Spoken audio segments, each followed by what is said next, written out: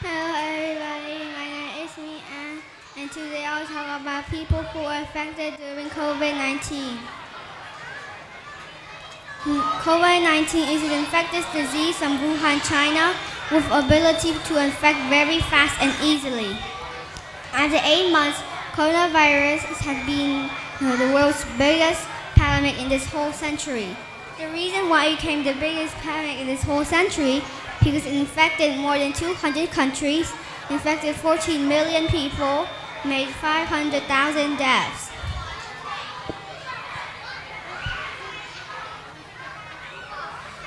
Because coronavirus is very dangerous, all the governments wanted to protect their citizens, so they had to make it so that they had to choose lockdown. And what is lockdown? Lockdown is simple that you stay at home and you wait there until it's over so you can come out. And if everybody stays home, it meant that traffic are stopped, the planes don't fly anymore, the travel places are empty, and the restaurants, the schools, and the parks are all closed.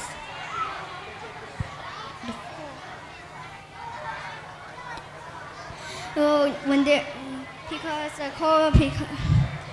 there's lockdown, it can be a changed world. Firstly, we'll look at this first chart of the economic forecast downgraded.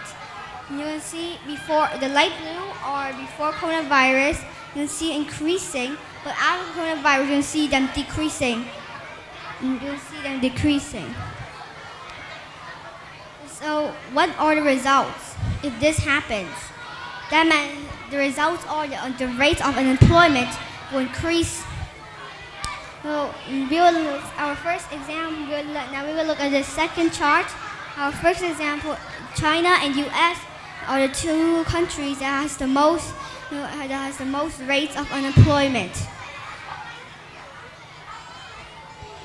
In Vietnam, 7.8 million workers to lose their jobs and having working hours reduced.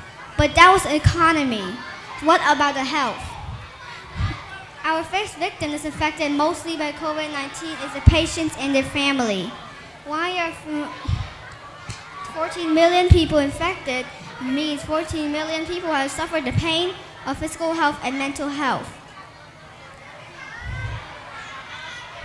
It's very painful because the patients had to thrive through coughing, sneezing, fever and hard breathing. The patients had to fight all alone. We can look at this. We can look at this first example of an old woman who can't meet her family members. But can only meet her family members through a video call.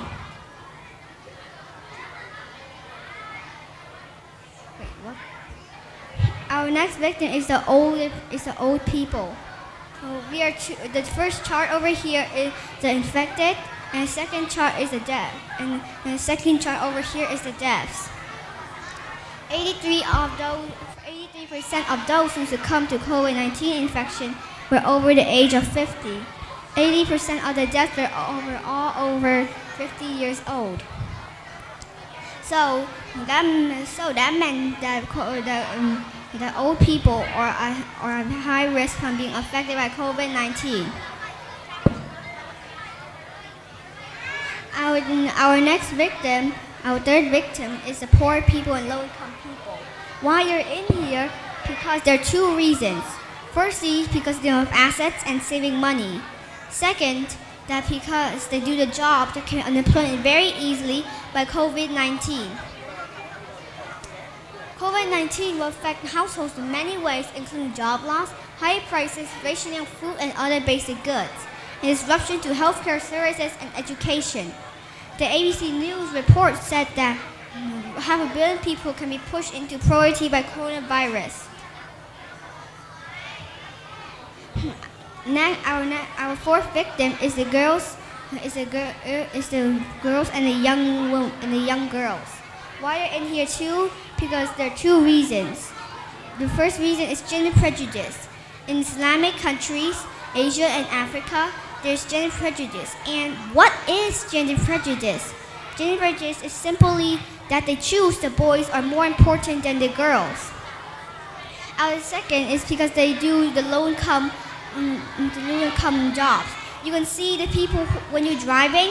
You can see work. You can see people who are sweeping the trash, and mostly you can see them are actually girls. And you can see this example that everyone can see outside there. And I'll tell you the priorities. I'll tell you about the priority cycle. Firstly, a family and priority. Second, the child grows up in priority. And later, because the family doesn't have enough money to get the child go to school, so that meant that the child will be illiterate and does not have new skills.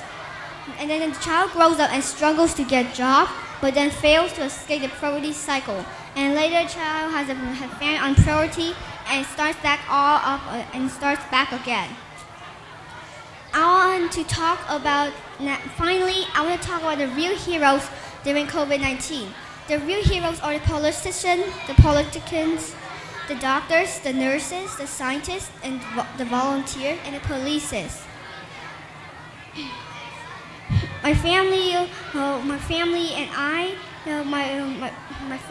and I want to say thank you to all these heroes that I named here for saving our lives. And there's news that in U.S. they are ready to try a vaccine on many groups of people. If this works, there will be a vaccine and coronavirus no longer exists. Thank you for listening. Xin cảm ơn phần trình bày rất tự tin của bạn Mỹ An. Mời ban giám khảo đưa ra nhận xét cho con ạ. Well done, that was a very, very interesting presentation. Thank you. One question that I have for you. What? You talked about young girls being in poverty. Yeah. What could we do to break the cycle of poverty? Firstly, that if you can serve. Firstly, that when a child is born and grows up, the child can find some free learning, and that can give the kids who are in priority skills. And later, when they grow up, they can get good jobs like doctor or police that has salary, so that they can take care of their family and can break out of the priority cycle. Very good. I also have a question about this gender prejudice, because you seem to be very interested in that. Mm-hmm. How do you feel growing up as a girl in Vietnam?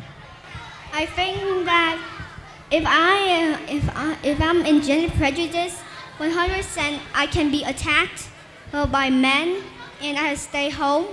But because my parents have